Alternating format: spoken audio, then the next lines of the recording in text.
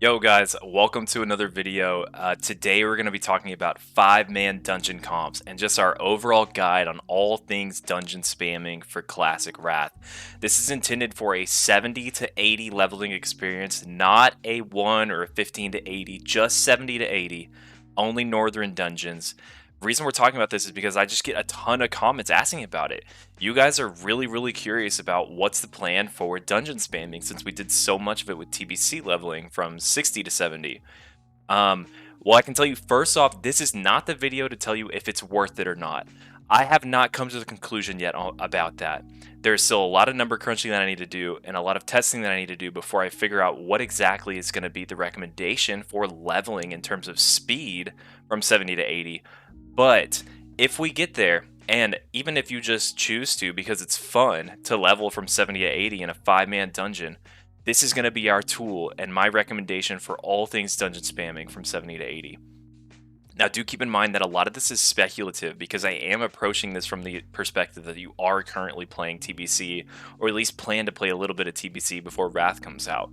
So you're going to be approaching these dungeons with some pretty good gear and probably not so good gear on your Death Knights. So anyone who maybe spends even just a couple weeks in Sunwell will probably have a great advantage as to all these dungeons rather than someone who's just level 68 and just jumping right into it. If you're 70 with good gear, this actually kind of changes and shifts a little bit in terms of power level. So let's jump right into this. First things up is we're going to talk about tanks for a second. Now, this is going to be just a little tier list for tanks. This is not by any means something that you should rely too heavily on. Don't overthink this too much and don't put way too much weight into this, as it really won't matter too much. As long as you have any one of these tanks, you will be fine. But I do think some of these tanks actually stand out quite a bit. And those two tanks are your Prot Warrior and your Prot Paladin. And I specifically think Prot Warrior is going to be extra valuable in this part of the expansion because they are just extremely good dungeon tanks. They have really good value from their shield block. They're going to be extremely beefy with all that Sunwell gear. They can build themselves with an extra block heavy build that will actually do really good damage, and they keep up the pace super well. They're always pushing and going further and further without having any mana issues at all. They're just a phenomenal tank for dungeons, and that is like truly the strongest point of a warrior tank. If you're familiar with my channel, all I do is shit on warrior tanks constantly. I've made 1,000 videos, I feel like, just where I completely dumpstered on Prot Warriors, but the truth is, like, they are incredible for dungeon tanking, and I do think that they will be really valuable for you from the 70 to 80 experience. Now, again, also an S tier has to be our Prot Paladin. The biggest concern, not really concern, the biggest drawback for a Prot Paladin is actually the 70 to 71. Just hitting 71 is going to be a massive power spike for your Prot Paladin because they can get things like Seal of Command and Divine Plea. Until then, their AoE is going to suffer a lot because they won't have Seal of Command, and their mana management is going to be really rough without Divine Plea. So once they hit 71, they're going to skyrocket into being phenomenal from 71 to 80. But just keep in mind that the 70 to 71 is going to be a little bit slower for your Prot Paladin. Now, your Ferals are going to be really good, especially if they have any Sunwell gear. This is going to absolutely take off for them in terms of threat and their overall DPS. It's going to be really strong for them. I think Feral has a okay kit for dungeon tanking. Definitely a little bit lackluster compared to our Prot Paladins and Prot Warriors, but their kit is perfectly fine, and they will do you just fine from 70 to 80. Maybe just a little clunkier and maybe a little slower than the other two tanks. And then in B tier, really just like the bottom tier here is all Death Knights. Death Knights, and if you're familiar with my channel, I'm a big Death Knight guy. I'm always hyping up Death Knights, but the truth is, like, Death Knight tanking in dungeons is very lacking. Oftentimes, if you're going for speed or pacing, high pace, you're restricted by cooldowns on your abilities and restricted by cooldowns on your runes. You can't approach a big AoE pull without your Death and Decay up, or without, say if you're playing Frost, without your Howling Blast CD available. If you don't have that, you literally just can't pull the mobs. Otherwise, you're just going to Icy Touch one target and watch 4 or 5 other mobs just run at your healers and other DPS. I think on top of that, just the fact that they're a little bit clunkier of a dungeon tank is they won't have any gear. The gear that they'll have will probably have 2 weeks of pre-patch going into Classic Wrath. Maybe more, maybe less. I don't know. I'm speculating here, but we had 2 weeks of pre-patch with TBC, so I'm assuming we'll probably have 2 weeks of pre-patch with Wrath. 2 weeks is really not a whole lot of time for you to get a good amount of gear on your Death Knight. Even then, a lot of this Sunwell gear doesn't have any strength on it. I just think Death Knights are going to be probably like by far the furthest behind tank if you're doing this. I do recommend though, if you are going to dungeon tank as a Death Knight from 70 to 80, I do recommend going Frost or Unholy, as those two are going to be really, really good for AoE. And your blood is definitely like your in-game level 80 tanking spec for sure, and you will ditch Frost and Unholy like as soon as you possibly can. But I think Frost and Unholy are going to have a lot better time tanking just for these dungeon spams. I feel like I've talked plenty on tanks at this point, so let's talk about healers real quick. And this tier list is even more or less important than the tank one. This one, I think, truthfully, you need to know that all healers can do 70 to 80, and they will all be phenomenal at this. They're all going to be super, super good and super, super valuable for you from 70 to 80. None of them have too many weaknesses at all. The only reason I wanted to present this tier list is because I do think some of these healers provide a bit more to their party than others. And specifically your Shaman. I think Shaman is going to be the most valuable healer from 70 to 80 in a pure dungeon spamming comp because they have Lust and they have all their totems. Including if you somehow run into mana issues, they're going to have Manatide totem as well. I think Resto Shaman is just going to be super good for dungeon spamming. None of these other healers will have any other mana issues at all. I like Resto Druid and Disc Priest a lot because they're super mobile. They're going to be able to keep up as well. I like Disc Priest a lot because you're bringing PI, and you can even bring a Paints up for larger pulls. Holy Priest is going to be okay, but if you're going to play Priest, you may as well just go Disc. I do think Body and Soul might be a little fun for you, and maybe you want to just like get used to the play style of Holy Priest and use your 70 to 80 experience as a way for you to practice. And I think Holy Paladin is definitely like our worst healer for dungeon spams, but they do provide Paladin buffs, and Paladin buffs are valuable. They're going to be able to keep up and provide Hodge and provide Bop if anyone ever rips Threat. So your Paladin's still going to be decent. There's no reason not to take him. Any one of these healers will be great. Don't overthink this tier list at all. Now, I have 6 example dungeon comps that I will recommend for you guys. And this is not a black and white, you have to go one of these 6 comps. These are just some examples for you to get the gears turning, for you to figure out what is a good comp for us to use moving forward with these dungeon spams. So let's jump right into one so you can get an idea of what we're talking about. Now we're going to do 3 kind of melee or like physical builds, and then we're going to do like 3 caster comps that we'll talk about. So the first one, we have a Feral Tank. This is going to provide a 5% crit for your physical. Combat doesn't really bring a whole lot. If you're going to play Rogue, you got to play Combat. Assassination is just way, way lackluster for dungeon spamming, so definitely go Combat. The only thing that Combat really provides is like a physical damage debuff onto bosses, but we truly care about overall damage, and overall damage Combat's just going to be way better with Blade Fury and Adrenaline Rush, so definitely go Combat. Frost Death Knight is going to be super good for any good physical comp, as they bring 20% melee haste on top of all their heavy damage that they provide. And then Survival doesn't really bring much for you. It truthfully doesn't. It'll bring replenishment for your healer, but that's basically it. The only reason we want Survival is the quality of life of having Misdirect, and Survival just does decent damage. And then if we're going to take a healer, I think a Resto Shaman is a really good choice here, just providing some totems for the group and your Bloodlust. Now, second group, we got a Prot Warrior with this group, providing Battle Shout for our group. Enhancement Shaman, oh my gosh, going to be super valuable for your physical comps, because they bring 10% attack power, plus all their totems, plus a Bloodlust. They're just going to be super, super good, and Enhanced does a lot of AoE damage with Magma Totem, Fire Nova, their Maelstrom procs for Chain Lightning. All these things, they're going to be super, super valuable. Then keep good pace, and they're always keeping up. They will probably have some mana issues, to be fair, especially if they're not getting good uptime on mobs, or if they're not running with a paladin that can judge wisdom. They might have some mana issues, but that is to be seen, because they might have a lot of healthy mana, assuming if you have some Sunwall gear.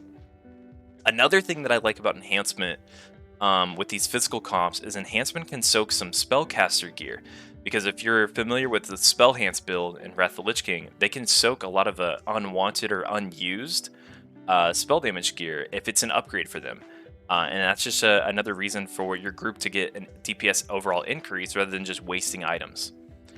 I do have Beastmaster here because, yes, you could totally go Survival, and Survival would be a great option. I just wanted to provide another option for you guys, and Beast Mastery is a 100% meme spec in Wrath. However, their dungeon damage and overall trash damage is not bad, and it does provide a 3% damage increase for your entire group, so it's truthfully like totally okay. If you felt like you wanted to play Beast Mastery from 70 to 80 with your leveling group, you totally could, and that's an option for you. And I just want to make sure that I provided that option with one of these groups.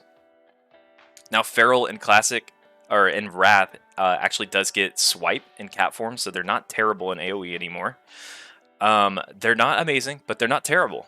And they will be providing a 5% melee and ranged crit for your group. And then we threw in a Disc Priest here just because, we got to take any healer. I think Disc is fine. Just throw them in there and move on. The unfortunate part with this build is there's no one for them to PI, so they can just PI themselves if needed. And our third example of physical group is going to be another Prot Warrior. We really like Prot Warrior here. And then we're actually running Double Decay.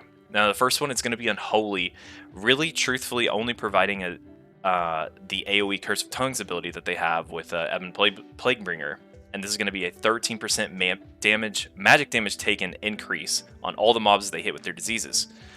You might not think that's a lot at first, but it does also increase the disease damage of all their diseases, including the diseases of the Frost DKs, who's putting his out there as well. And like we've already talked about, enhancements already do a lot of spell damage, so getting good magic damage increase with your party is actually going to increase the damage of your enhancement as well.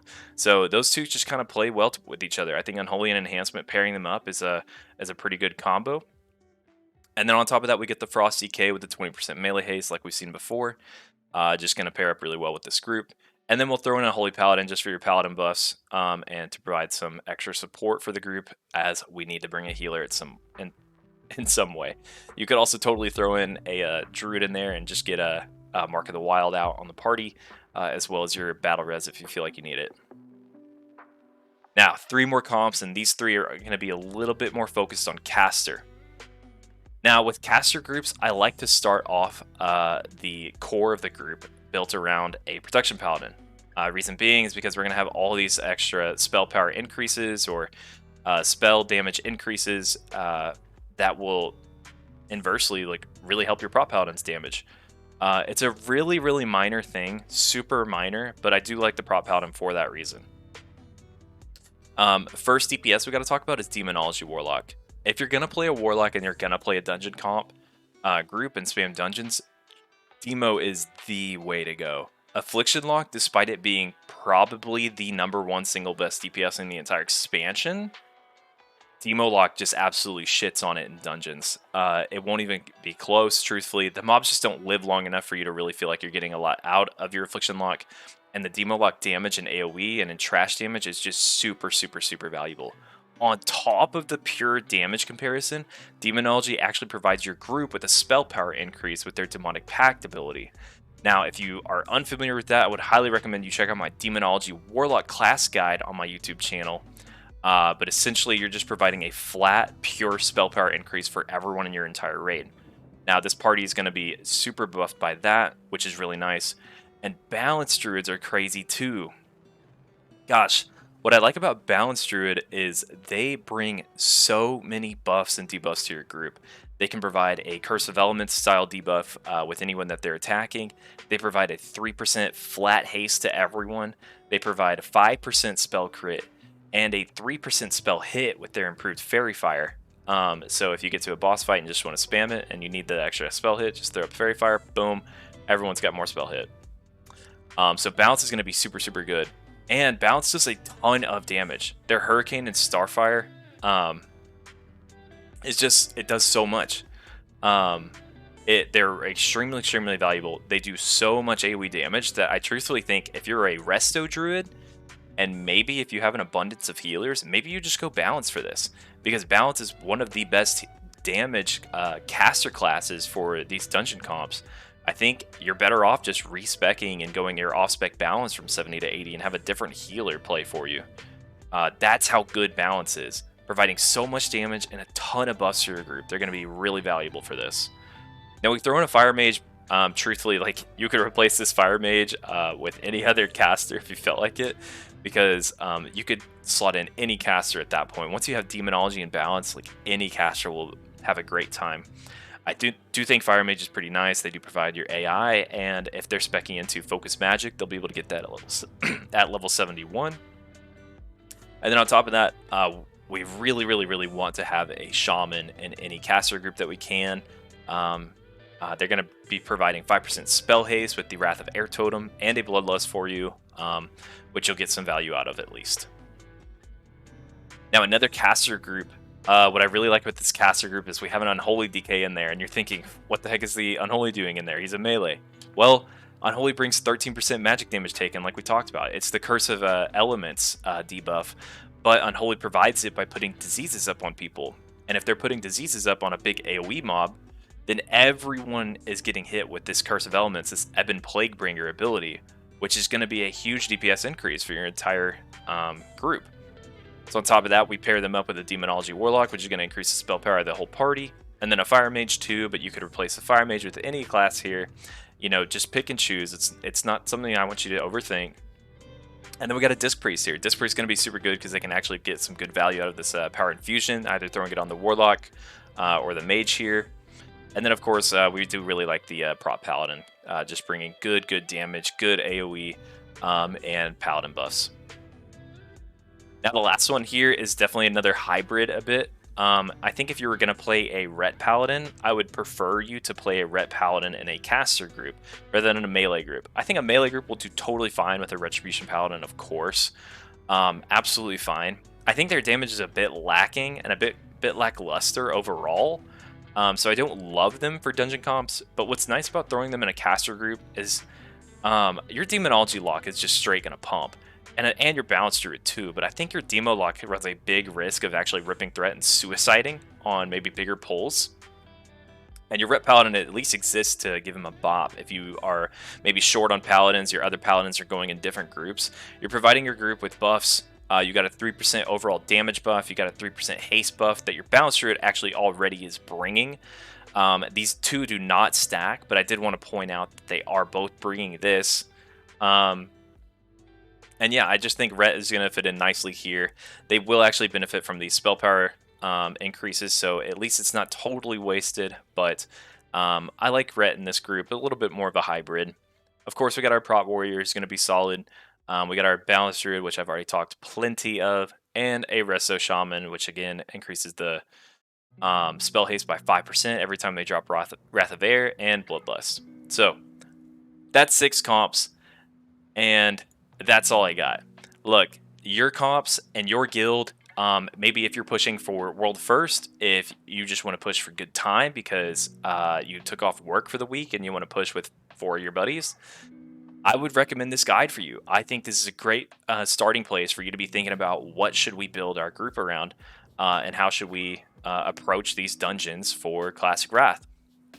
If you were doing something like this in TBC, it's actually going to be pretty familiar to you, as throwing in a group with a Enhanced Shaman, a Fury Warrior, and a BM Hunter in TBC. Those things just logically make sense. And so a lot of this should fit in really nicely into what you're already thinking about in TBC. But just know that all of these buffs are going to be raid-wide come Classic Wrath. So just find a good group of buddies and get ready to start spamming those dungeons. If you have any questions at all, please feel free to leave them in the comments below of this video. If you want to catch me streaming, I stream on Twitch. I don't stream all that often. I'm mostly only streaming my raids on TBC and anything that I might end up doing on any private servers in Wrath as well. But I'm on twitch.tv/RUGSZ.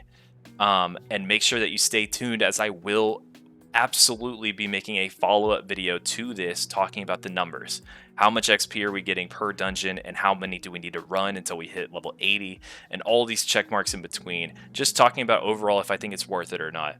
And I just haven't come to the conclusion yet. So stay tuned, and please feel free to subscribe to the channel. As corny as it sounds, I think only like 5% of you are actually subscribed to the channel if you're watching this video right now, which is like abysmal. So please sub. And that's pretty much all I can say. Thanks guys for watching, and stay tuned because we will definitely have more coming your way soon. Peace.